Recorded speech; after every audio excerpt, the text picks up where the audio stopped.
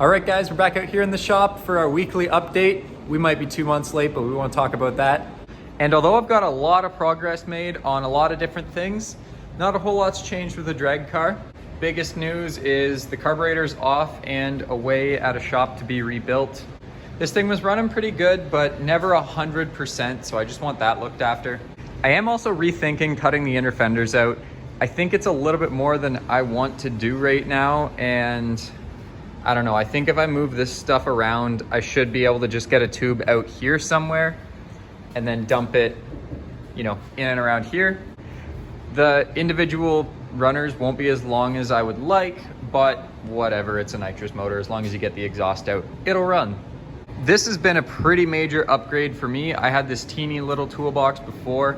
Now I've got, 3 empty drawers in this one, and I still have everything I need in here.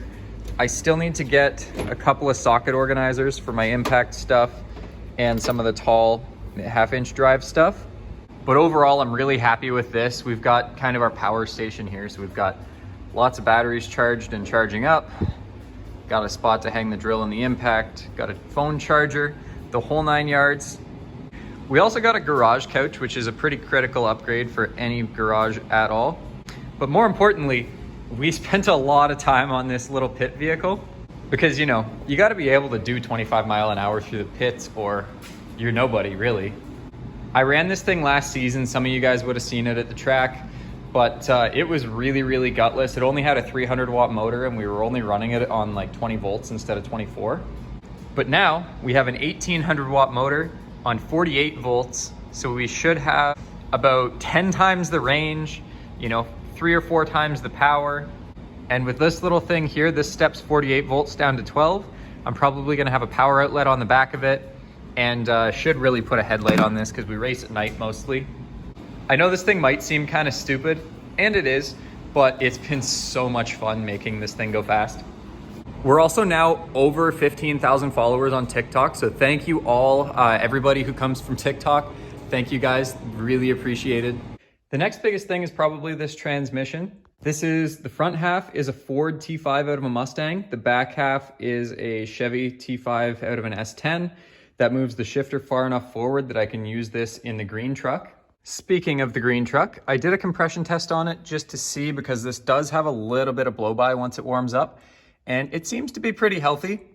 We're also getting rid of this Edelbrock, as well as the regular Holley fuel pressure regulator. Apparently, you're not supposed to use those in a return style. To replace the Edelbrock, we've got this 650 double pumper Holley, and this is the proper bypass style Holley regulator as well. So that should help out with the fuel pressure at idle and all that fun stuff. And this thing should make for a little bit better throttle response and wide open throttle power. Once I get all that squared away, I was looking at it and it's gonna be really easy if I wanted to add nitrous to this truck. And I have 2 or 3 old plate kits laying around and some extra bottles. So I think we'll throw that on this as well. I've even got a remote bottle opener and automatic bottle heater in this pile of parts as well. So that'll make it really easy to run on the street. So just to recap, the game plan is we got to get this thing out of here. Just have to put a battery in it and change 1 tie rod and it's done. Then the green truck comes in. We're going to put the new transmission in the green truck.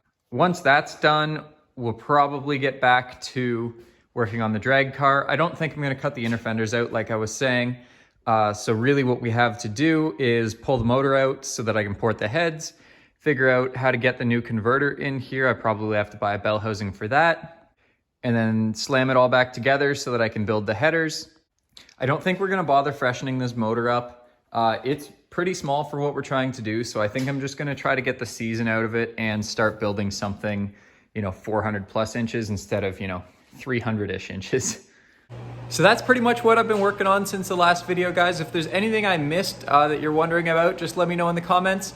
Otherwise, like, comment, subscribe, all that fun stuff. It really does help out the channel and make it worth doing these videos. So catch you in the next one.